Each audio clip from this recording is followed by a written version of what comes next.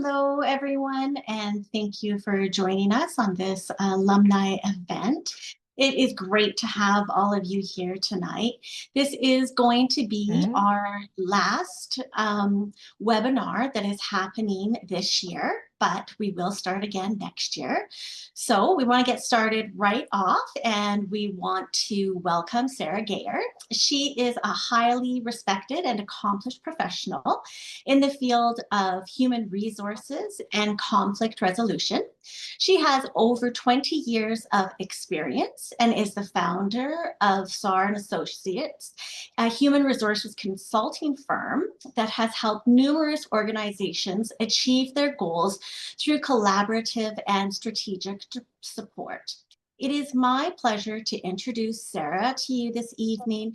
She's going to be sharing her insights and expertise with us on how to handle conflict in a positive way. Thank you for joining us, Sarah. Go ahead. Thank you. Welcome, everyone. Thank you very much. So tonight we're going to focus on conflict. We're going to do an introduction to conflict, what it's all about, and the different conflict styles.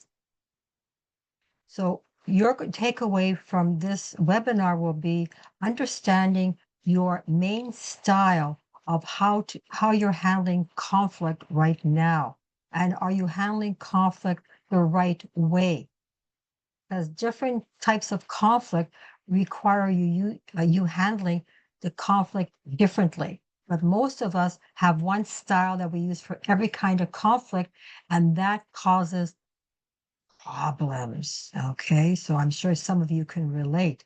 So if you have any questions, you can put them into the chat, and Christy will be monitoring them. And at the end of our session, we will answer we'll try and answer as many questions as we can. Okay, so let's get started. So we're going to look at conflict and understanding conflict. What does it mean? Okay. So we're going to look at the different conflict strategies. There's 5 of them. We're going to identify and describe your preferred style for resolving conflict, if you're able to resolve it. We're going to describe a benefit and disadvantage of each of the conflict strategies, and then how to apply them to conflict resolution. So what words come to mind when you think of conflict? Think about it. What words come into your mind right now when you hear the word conflict? And what happens to your body when you hear that word, or you find yourself in some form of conflict? Does it make you feel good? Does it worry you? Does it stress you? What comes to mind? I can't handle it. I'm going to walk away. This isn't for me. This is great. I like a good fight. Or, you know what, I'm going to talk to Sarah, and the 2 of us will sit down and try and resolve this situation. So we look at what words, attempting to avoid. No one will find me here. I'm an avoider. Don't like conflict or run away from conflict. I can't wait to share the drama of this conflict with others. Get really excited about it. I'm not going to get mad. I'm going to get even. Does that ever go through any of your minds? I'm not going to get mad. I'm going to get even with them. And we resolved our differences by talking it out, sitting down and talking about it. Yes, it takes longer, but do you get better outcomes? That's the question. That's why you have to take a look at your conflict style and which one are you using mostly? And does it give you the outcomes that you're looking for or that you need? And just don't think about work relationships. Think about personal relationships also. It doesn't matter the situation. A conflict is a conflict no matter where it happens. So what's a conflict when you hear that word? It begins when one party perceives that the other party is going to do something, shall we say, negative, is going to impact them negatively, or is about to impact them negatively. And it's usually about something that you care about.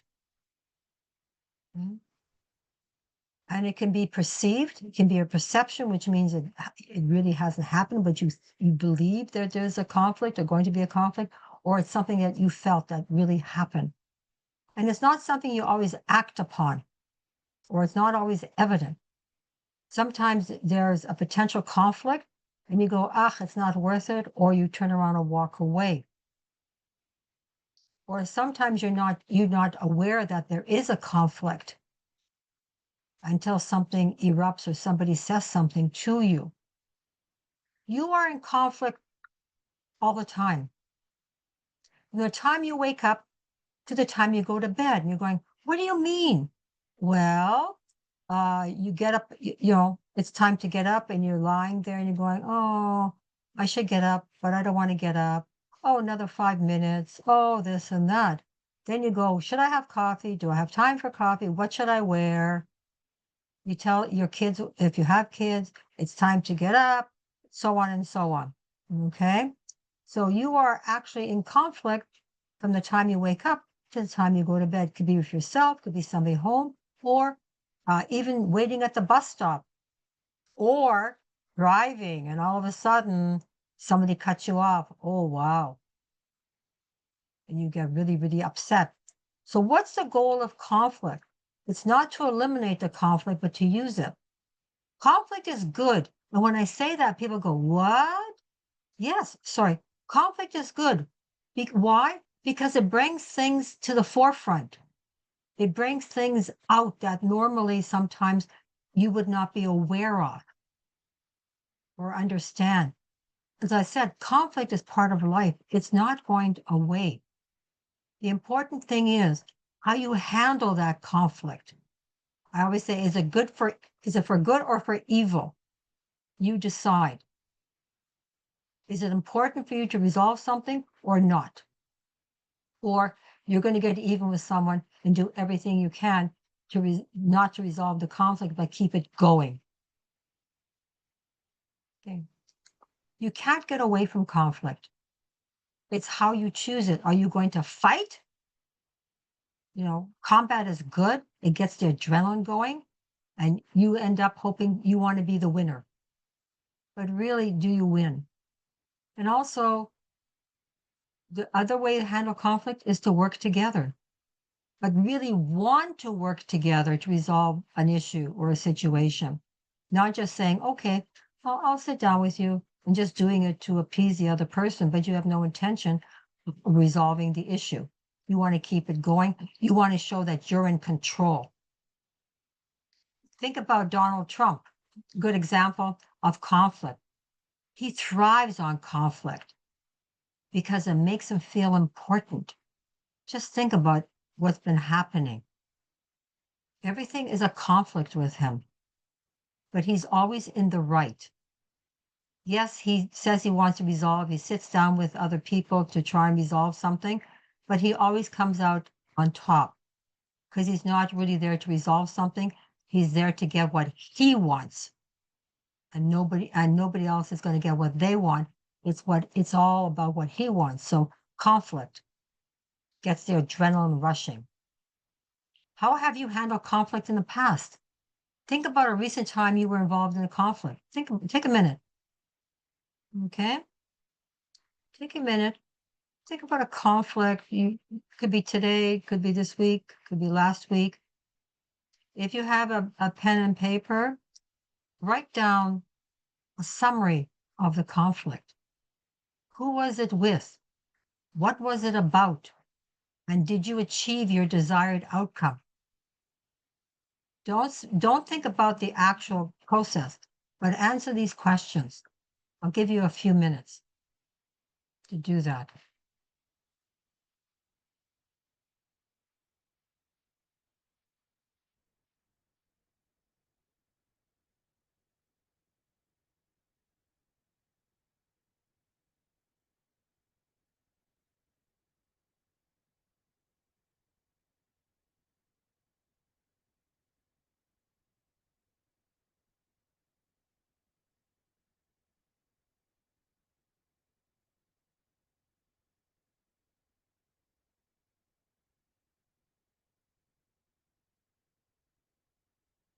I'm a true believer in writing things out.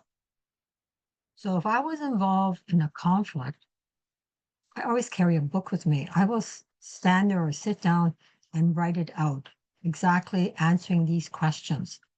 Or if I know I'm going to go into a situation that is going to be conflict or resulting conflict, I always prepare myself ahead of time. So what's the conflict? Be very specific. Who are you meeting with? And what outcome are you looking for? It's important to plan ahead of time. And this way you are in control. And also after a conflict, doing the same thing. You learn more about yourself that way, and you get better at handling the conflict. And it also reduces conflict as time goes on because you understand it better. We're not looking at every step in the conflict. We're looking at an overview. Something to think about when you're dealing with conflict, or you're going to, if you want to deal with conflict, understand the conflict, looking at past conflicts, what could you have even done different? So next time you are better prepared. As I said, conflict is good, but we spend so much time arguing, trying to show somebody we're better than they are, when we could be using that time more constructively. So what is your conflict approach? What is the approach that you use to handling conflict? Okay. So competing, my way or the highway, or you get nothing. It's all about me, what I want. And I don't care what you want, it's what I want. And I'm going to get what I want at any cost. Okay. We see this a lot, but does it work all the time in every situation? We might have to use this style on and off depending on what we're going after. Collaborating, win-win. So working together, both sides win, but you may not get everything you want, but you can live with what you've agreed to. But you work together on it to reach a resolution. And that's what's important, is the collaboration. Now, a lot of times you don't have time to sit and discuss it and mull it over and discuss it and discuss it. You may have to go into, this is the way it's going to be, and that's it approach. Another style is avoiding. I'll get back to you later.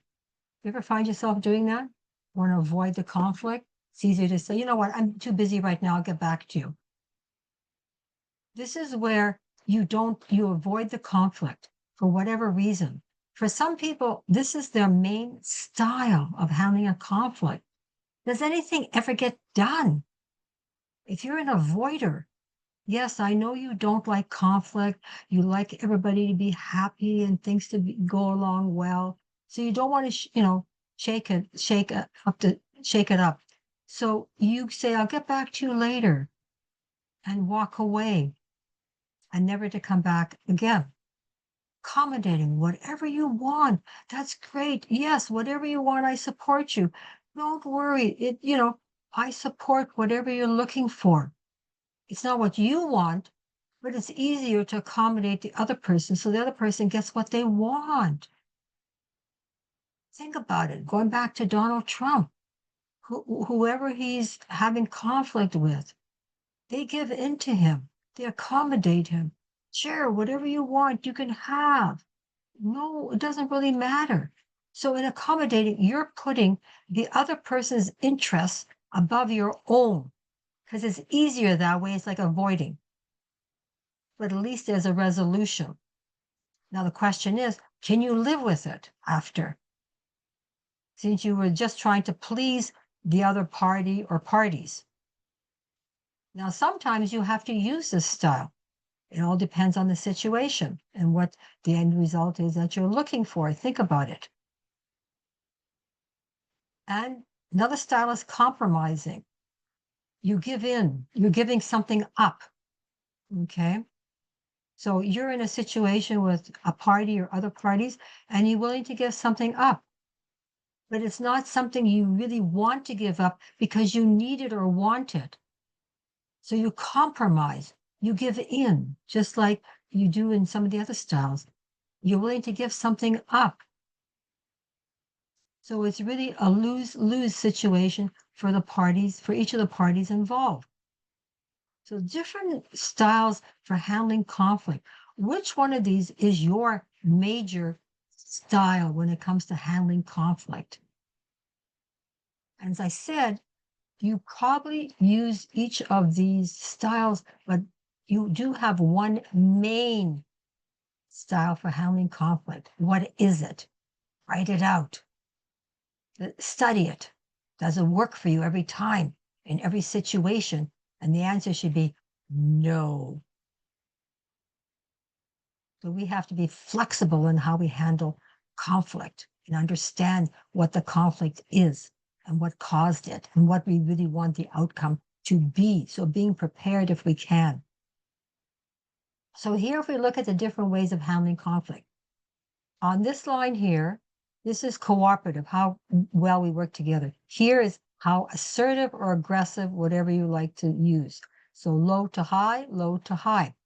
So avoiding low cooperation with the party, other parties, and low aggressiveness or assertiveness. So that's avoiding, walking away. Accommodating whatever you want. You can have whatever you want. High cooperation, working well together, and low assertiveness. Competing. Not much cooperation and competing, but very high in assertiveness. Collaboration, high in cooperative, working together, and and high in assertiveness. Compromise, in the middle. Okay, it's in the middle. Middle for being cooperative and middle for being assertive.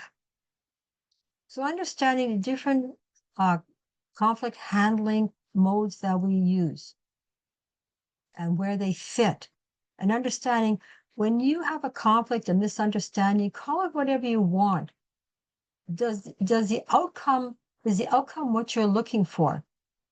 Can you live with the outcome? Well, first you have to understand which style you're using, and are you using the same one every time? Doesn't matter what the conflict is, or you need now to start understanding that based on the situation, you will have to adjust how you handle that conflict to get the end result that you're looking for, or that the parties are looking for. Okay. So go back to your example, okay, that you thought of at the beginning. Which conflict style did you use? Write it down. Based on the basics that you have here, if you go back to the example that you wrote or thought of, what was the main conflict style that you used for that conflict? Here, I'll go back here. Here you go. What was your conflict style on handling that conflict? Which one did you use for that example?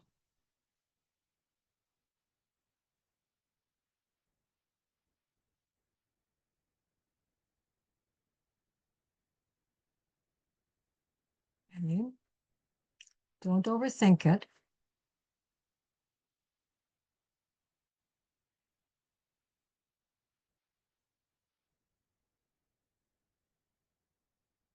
Got it? Okay. Do you believe your conflict outcome was wise? Okay, based on careful thought and judgment. So the outcome of this conflict, was it the right outcome? Was it the outcome you were seeking? Remember, not everybody is going to get the outcome they're looking for in the situation. But did you get the outcome that you were hoping for or close to what you wanted? And also, did you maintain a relationship with the people or the person you were in conflict with? The question is, how important is it for you to maintain a relationship with that person or those people that that you're in conflict with. If the relationship isn't important and you don't care if you never see these people again, then your conflict style could be, take a look, competing or even avoiding. If the relationship is important to maintain, then you have to understand what is the best conflict style to use in order to maintain that relationship after the issue has been resolved. So, is it important for you to maintain the relationship or not? Because that will also dictate which conflict style would be best for that situation. Okay? So, think about it. So, in your example, was it important for you to maintain the relationship with that person or those people? Yes or no? Because then, if it's a yes or a no, then your conflict style of handling the conflict will be different. Okay. So the problem obviously is there's different approaches to handling conflict. And you have to decide which approach is the best for you to resolve the conflict, not resolve it, but have that outcome you're looking for or that you need. As I said, if you know there's a conflict brewing or it's coming up, you can prepare and be prepared ahead of time so that when you go into the conflict or meet the people or the person with regards to the conflict, you are prepared on how to handle it. If you're going into a meeting and you know there's a potential for conflict, think about where the conflict could arise and prepare yourself. Have different scenarios, especially if you know the people. If you don't know the people, then you have to think of, the potential of where the conflict could be, what could cause it, and what's the best style to handle it, but also what outcome are you looking for? Remember, you want to be in control. You want to handle the situation. You want to be prepared to get the outcome that's required. Okay? So we look at the pros and cons of each style and when to use it best. So we have competing, we have collaborating, we have avoiding, we have accommodating, and we have compromising. Okay, so competing, forcing. I win, you lose. Ha ha. If there's an emergency, you don't have time to sit there and talk it through. You say, this is the way it's going to be, and no discussion. Okay. You will use it on issues that are important, but could be unpopular. People don't want something, you push it through. It could be issues that are important, especially when you know you have the answers and you know you're right. And also against people who take advantage of non-competitive behavior. Okay? So if it's with people who take advantage of behavior that, oh, well, whatever you want, then you're going to have to force it, whatever the decision is upon them. You have no choice. Collaborative problem solving. Let's do it together. Let's sit down. Let's discuss it. When whatever the concerns are, the problem is, it's too important to compromise. You have to work on it together and come to a solution together. Also, to merge different perspectives. Everybody has their own outlook on something. And it's in collaboration, everybody gets heard. And you can merge, any recommendations they put. And also consensus. When there's consensus, there's ownership of whatever was agreed to and more commitment. And also maintaining relationships with someone or with someone's, maintaining relationships with them. How important is it for you to maintain that relationship? Remember, collaboration is great, sitting together and doing it together, but is there a time limit? Is it something that has to be decided right now? Then collaboration is not going to work because it takes time. avoiding conflict. Conflict. There's no conflict. Who said there's a conflict? There's no misunderstanding. No, I'm fine. Whatever. It's okay. When the issue is not important, who cares? When your concerns will not be met, when you know you're not going to get what you want, when the disruption, the yelling, the temper tantrums, whatever, outweigh the benefits of the resolution, not worth it. And also to let people cool down and walk away or to sit there. Let's have a break, come back and discuss it. Gives people time to think about it. Okay? You may have to avoid some conflict. It all depends. But can you avoid all conflicts? And the answer is no, you cannot and should not. But you have to know what style to use, what the conflict is, etc. Accommodating. Whatever you want, don't worry about it. It's okay. You can have whatever you want. Oh, if you want that, no problem. It's okay. When you find you're wrong, whatever you want, that's okay. I'm reasonable. I'm not here to argue with you. If you want, it's okay with me. When the issues are more important to others than yourself, you find yourself whatever you want because it's not important to you, you couldn't care less. And you also want for later, whatever you want, and you agree with the other person, they owe you now. If you understand what I mean by that, later on, you may go to them and ask them for something or have a discussion with them. They now owe you because you accommodated them whatever you want before. And also to keep stability and everybody happy. Whatever you want, don't worry about it. And compromise. I'll meet you halfway. Here's the halfway mark. I'll meet you halfway. Goals are important, but you don't want to get assertive. You don't want to get aggressive with someone. You want to compromise. You have goals that are, mutually exclusive goals that you want to reach. It also achieves a temporary settlement. I'll meet you halfway. We see this all the time. And also when you have a time frame, time when something has to be done or agreed to, then you will end up probably having to compromise. I'll meet you halfway. Okay. I'll meet you halfway. Okay. You wanted 100%. What if we do it this way? I'll take 20 and you take 80 or 50-50. You're compromising. You can still live with what you agreed to, but you're not going to get everything that you want because you're compromising. You want to resolve whatever it is. You want to come to an agreement, a settlement. And it could be temporary or it could be permanent.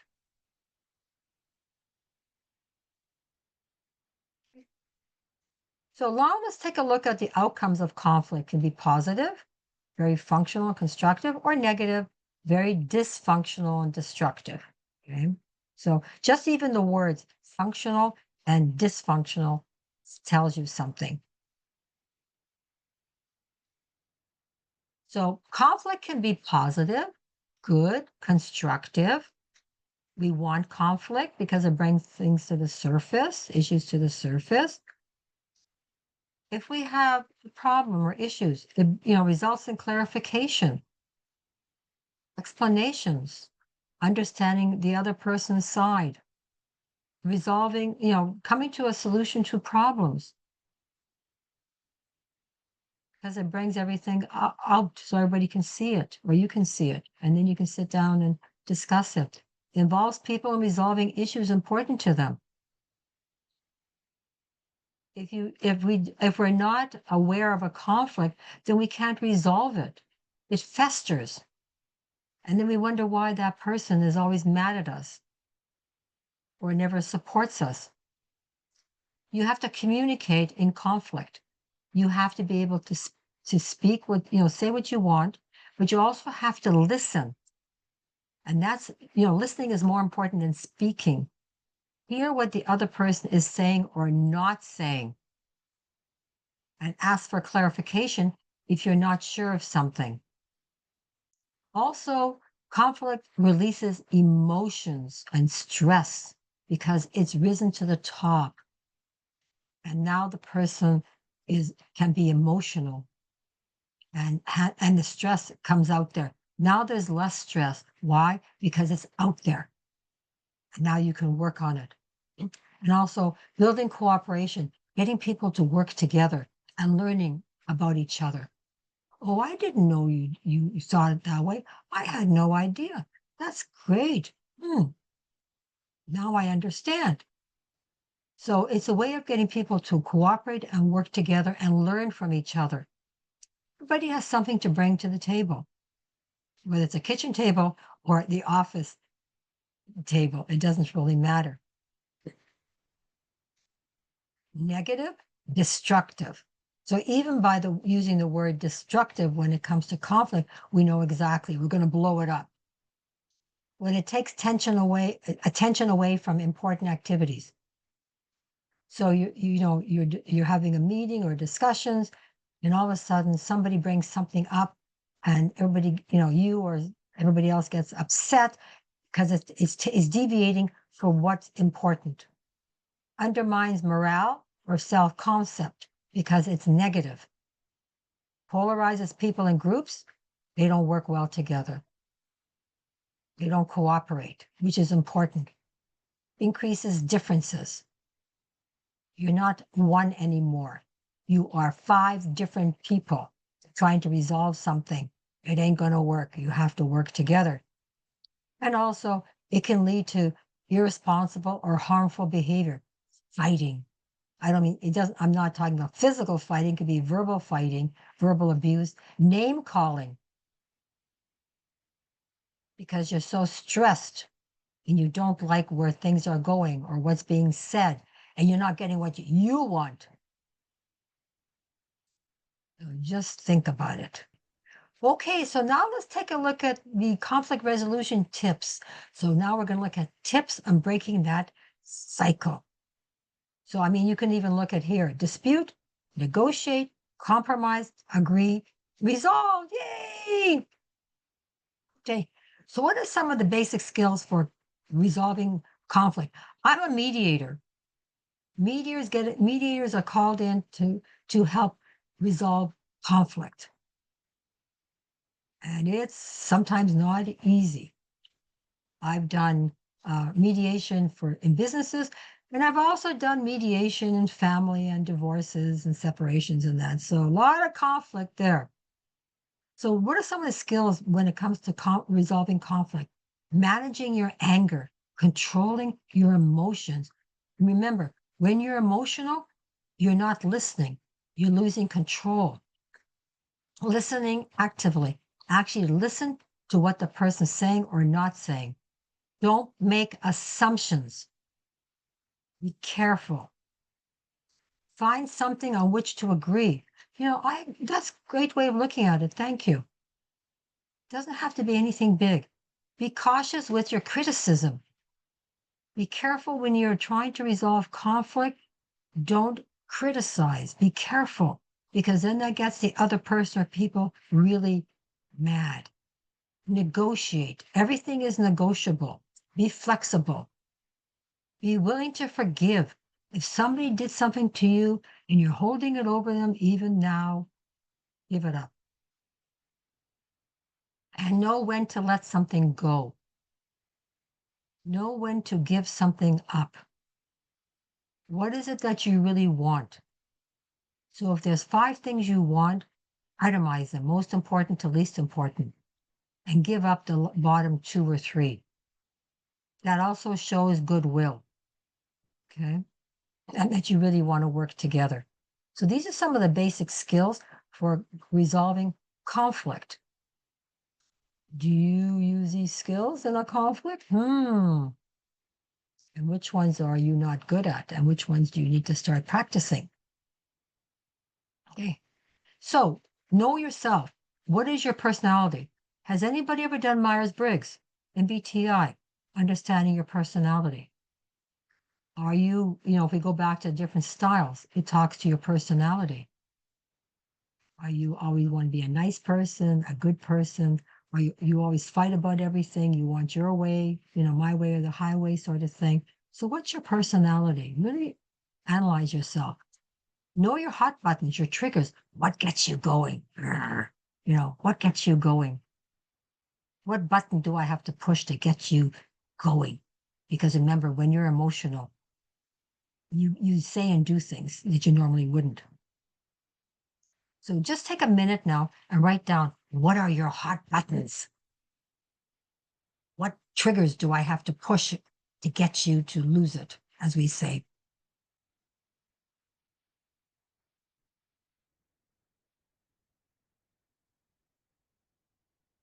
Be honest with yourself.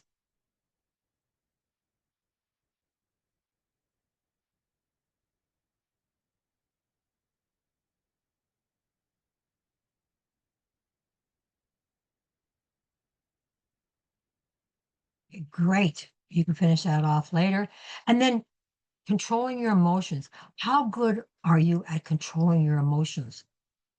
When you're mad, can somebody tell that you're mad? I always say, never let anyone know you don't like them, because you never know when they want something from you or you're going to need something from them. So manage your emotions. It's important, because if you lose it, forget it. You might as well just walk away, because you just lost any opportunities for you to accomplish anything, whatever it is you're looking to accomplish. So managing your emotions is very important. Practice. Okay. To become a better communicator, practice. Okay.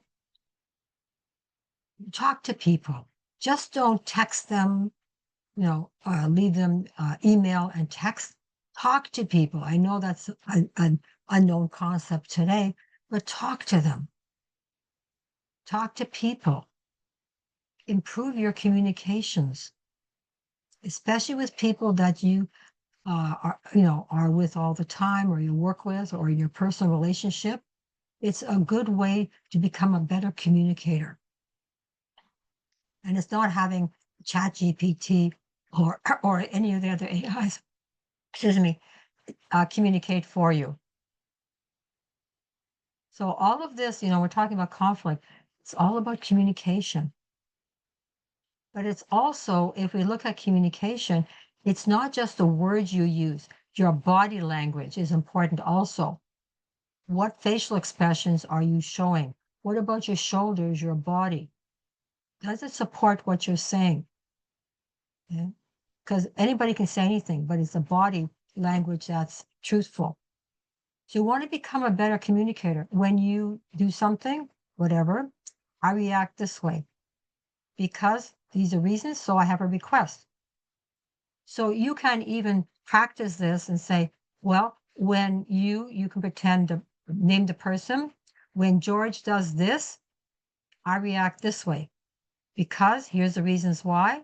So I have a request of George. So you can practice this ahead of time and get a better understanding on how you can become a better communicator.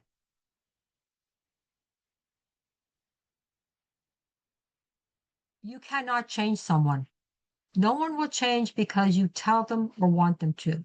They have to want to change themselves. So understand that. They have to have a reason for changing. So if you want change, it's got to come from you, because nobody's going to change for you. You have to change yourself. You have to understand yourself. To handle the conflict, to get the end result you want, what do you need to do differently and to do better? That is a question you have to ask yourself. And understanding why people say or do things also is important. So you have to change yourself, not somebody else. Remember, no one will change because you tell them they have to change something. It doesn't work that way.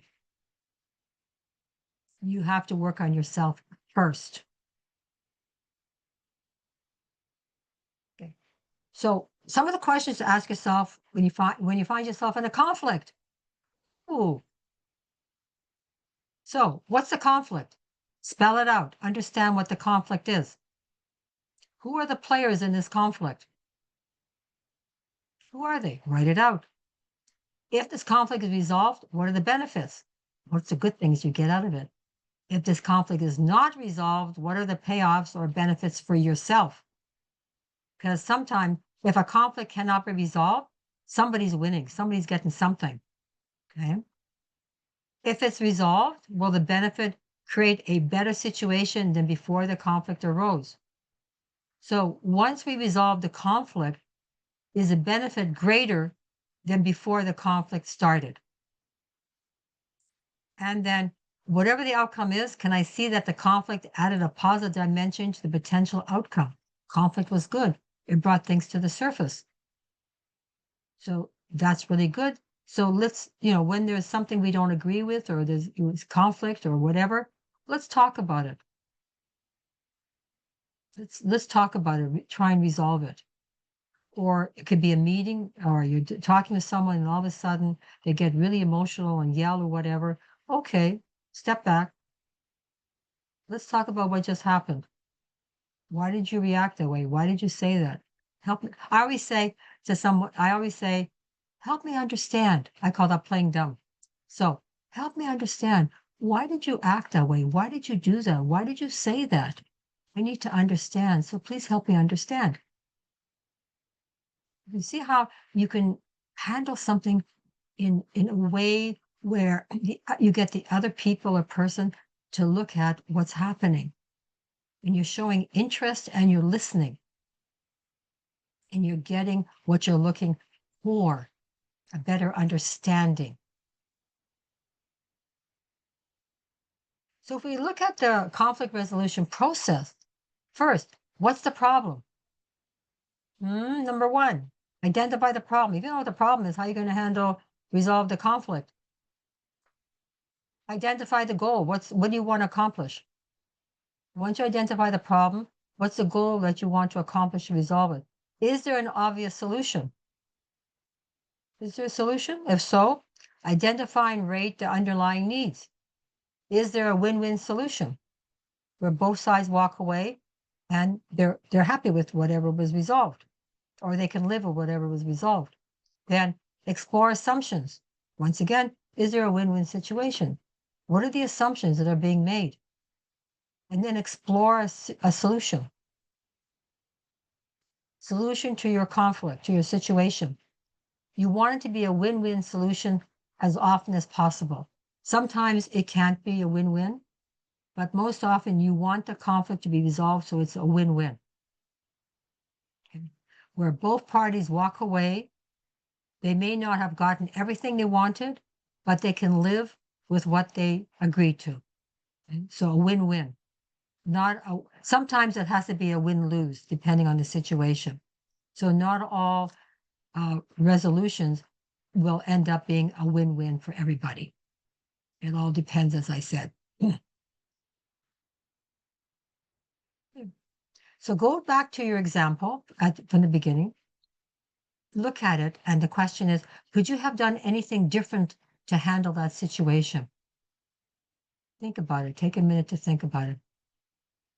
Could you have done anything differently to handle that particular situation, your example? I know I'm not giving you a lot of time to think, but I'm just trying to get this process started for you.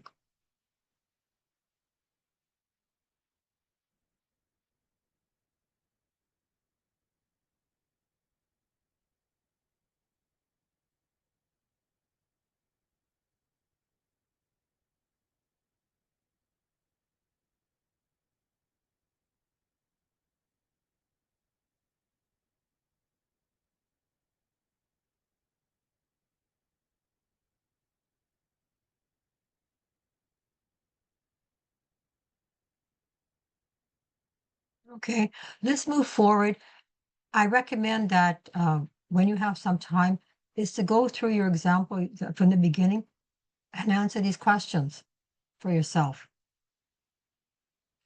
Excuse me. Okay. Christy, any questions? Hi there, Sarah. Yeah, Hi. we just have a couple of questions. Great. I've got, how can individuals who tend to avoid conflict develop effective conflict resolution skills? Good question. If you're an avoider, it's going to be tough. Start off small. Is this the place to ask questions? Yes. Yes. So start off small, practicing, even with yourself, or practice with a dog or whomever, a friend, and practice. Um, place yourself in a situation where you tell yourself, I'm not going to walk away. I'm going to handle the situation. Don't react. I always say, think before you speak. It Mm-hmm. takes practice. You're trying to change yourself, so it takes practice. The more you practice, the better you get at it. Okay. I hope that answers your question. The other one is kind of along the same idea. It says if one person always avoids or compromises, can this Mhm. cause resentment? Oh, yes, definitely it can. Because a lot of times there's no solution, or the solution is not what the parties are looking for. Remember, ask the questions. What is this? Um, what is this all about? What is this? Why are they walking away? Why are they always giving in, accommodating? Ask some questions. What is it that you want? What are you looking for? What are you hoping to accomplish? How can I help you? Okay. How can I help you? What is it that I can do for you? Mm-hmm. So, okay. Don't let them get away with it. Try, be there to support them. Once you understand someone's style when it comes to conflict, you're better able to support them and ask the kind of questions you need to ask so that you get the answers that are looking for and they become more comfortable with you Mm-hmm. and more Okay. open. Okay, Oh, that's great. I good, have somebody that just put some questions into the great. chat. We've got, how can conflict with a coworker much older be resolved? If I am the authority, but the other person is much older, then there is a natural resentment to correction or discipline. But it's not a correction or discipline, it's a conversation. Okay. Mhm. It's trying to understand why they feel that way. Okay. I would say call them into, be prepared though, prepare yourself. If you with your questions or how they would respond, how would you handle how they would respond. The question is, we here we work together as a team. We work well together, we collaborate. So I need you to help me understand why you are whatever acting this way or saying this or not doing this, or how can I help you? How can I help you? Okay. What is it that you need from me and from anybody else? Okay? So we're not here to discipline them, because you can discipline them, they're not going to change. In fact, they're going to hate you more if you The discipline them, resentment, right? yes. Yeah. So if they're a valued member of your team, work with them. Get them to Mhm. trust you. Why are they angry? What is it that, okay, there's the age difference. But today, in today's workplace, that's not a big thing anymore. You could be working with someone who's 85 years old. Okay. Listen to them, talk to them, find out how you can support them, find out what their issues are. It's the way you ask them, it's the questions you ask them. Okay. I hope that And helps. the next question that goes along with that from our same alumni is, when I need to handle a conflict, what is the best way to arrange or to arrange to discuss the situation without leaving that person stressed out waiting for that meeting? Good. That's really good. Yes. Yeah. Um, well, there's a couple of solutions. One is, Christy, I'd like to meet with you this afternoon to discuss how we can. So make it how we can resolve a certain, this situation or whatever. Or just call them into your office and say, hey, just wanted to talk to you about. Okay. Mhm. So it's how you present it to them so they don't freak out. So I want to see you Friday at 4 o'clock. Well, today's only Tuesday. What is it? Mhm. And then I spend from today till Friday trying to figure out what you want. Are you going to fire me? Okay, that's the first thing that goes through somebody's mind, especially what's happening today, in the world Mhm. out there. So really, it's making letting them know that, hey, I just want to meet with you to discuss whatever. Okay, And be thank you. prepared though. In these situations, always be prepared for that meeting because that's what it is. It's a meeting. Mhm. Be prepared and try not to be too, how am I going to say it? I'm the boss and it's my way or the highway. It's not going to work. Okay, good. Yeah. Okay, and there's another one. Great. Um, what if what is important to me is not important to the other person? Example, we don't agree on what is important in a relationship. Okay. Get a divorce. Uh, um, I would probably say those two people should sit down, get all the distractions away, sit down and say, okay, I would like to share with you talk about yourself. What is it that you need? What you're looking for? And then the other person can do the same thing. I would say at the beginning, set some ground rules or guidelines. Okay, I'd like to talk to you about this. Please, I'm going to share with you, blah, blah, blah. Please don't interrupt me until I'm done. And then you can speak and I will listen to you. And then we can have a conversation. So both sides are heard, but really listen to what the other person's saying or not saying. Okay. And look at them, watch the body language. Remember, I can practice my words, but I can't control this because not too many can unless they're a top actor. Okay. So look at the facial expressions, look at the shoulders. How are they sitting? Important. How are they saying their words? Are they rushing? Are they slow? Like these are the kinds of things to think about. But be prepared. If you want to have a conversation like that, write it out. Mhm. What you want to That's say, mhm. what are you looking for, those kinds of things, the questions you're going to ask after. Be prepared.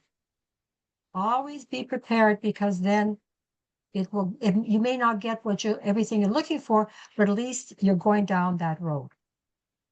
Well, thank you very much. That's great information. And, even something that's coming to mind is I was always told that, you have one mouth and two ears. You need to listen Yes, more than you talk and that's good. try to have that conversation. And when they're talking, you're not thinking about what you're going to say next. You need to truly listen, you know. That's why So, you need to be prepared I and like not that. think about how you're going to respond to what they're saying, because then you're not Exactly. listening. That's Yes. good, Christy. Thank you. Yeah. Perfect. There is another one. What is the Good. first step we can take when we are called by a higher authority to resolve a dispute between two coworkers? Oh, call a mediator. I think this person must be the the higher person that is trying to be the mediator. It sounds like. Yes. So really, it's understanding what the problem. So usually, what I would do is bring the people together in the same room. So those two people that aren't getting along or whatever the situation into the same room. But you need to be prepared. Prepare yourself. Bring them into the room and do an introduction. Okay, of why you've got them into the room and what you're hoping to accomplish, and then have each one share, if it's a problem or if they don't like you or whatever, share why. Talk to the other person, not to you, but to the other person, and then the other person will talk. Now they understand why they feel that way or whatever the situation is, then the question is, okay, then how do we get you to work together now? Okay. I heard what you said. You said this, and you said this. So how can we get you to, to work together? Remember, I don't have to like you to work with you. I have to respect you. That's the key. So how do we get them Yes. to work together? Because they both have a job to do. They have duties to responsibilities, and we want people to work as a team, because otherwise it's very disruptive to others, and it impacts the whole department and could also impact the company. So it's getting them to talk to each other. Get a boardroom or someplace quiet, have them sit there and look at each other across, they sit across from each other, and have them share with each other whatever this, whatever it is. And then you say, okay, how can we move forward now? I hope I that like that. helps. Like you're facing each other, Yeah, you're on equal ground. That's great. yeah, yeah. Thank And you so nobody's much. judging you. Well, thank you so much for all the questions. There are no more, but we are at our time. So I want to say thank you so much, Sarah, for all this information. It has been fabulous having you here tonight. And thank you to all of our listeners and the questions. It's been an exciting night and learning so much. And we also want to let you know that Sarah does have some handouts that we are going to be including in the email that we will be sending out to you with the recording of this, as well as the quiz, which is the Thomas Kilman Conflict Assessment, and kind of not really a workbook, but a handout that goes along with it. And we really encourage you to read over these, do the assessment so that you can further understand tonight's topic and work through some different issues, not just one, but even refer back to this several times. It's a wonderful resource. So thank you again, Sarah, for everything. And we look forward to having you join us again, these alumni listeners. This is our last one for this year, but we look forward to you joining us again in 2026. And hopefully Sarah joins us again too. So thank you so much, everyone. Good night. Bye-bye.